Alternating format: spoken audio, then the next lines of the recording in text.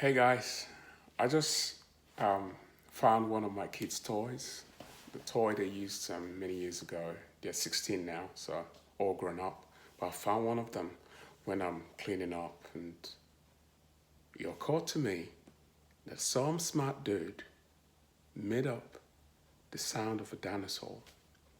Dinosaurs existed on Earth 66 million years ago. No humans then, no single human, and no recording existed then. But somebody, some dude, smart, implanted into our brains how a dinosaur sounds. Listen to this. This is an oviraptor. This is a stegosaurus. This is an allosaurus. Some smart dude made us feel, made us understand, made us think that that's how a dinosaur sounds. We've been duped. I think maybe it's Hollywood, or maybe it's maybe I don't know, but it's smart.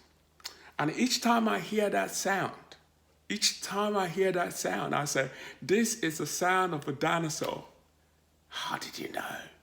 You weren't there. But hey, I was told by some dude in the TV, that's how it sounds. And I think it's smart. Listen. This is a brachiosaurus. This is an iguanodon. This is an ankylosaurus.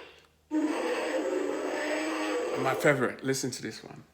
This is a tyrannosaurus.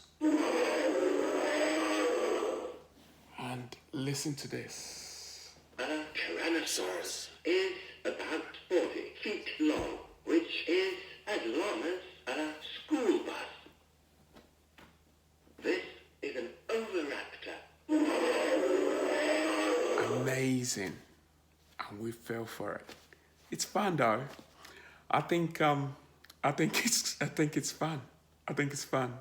I think it's smart, the kind of stuff we're told and we believe it without research.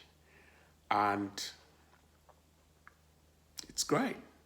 For all I know, a dinosaur could sound like an ostrich, their descendants. It could sound like a whale.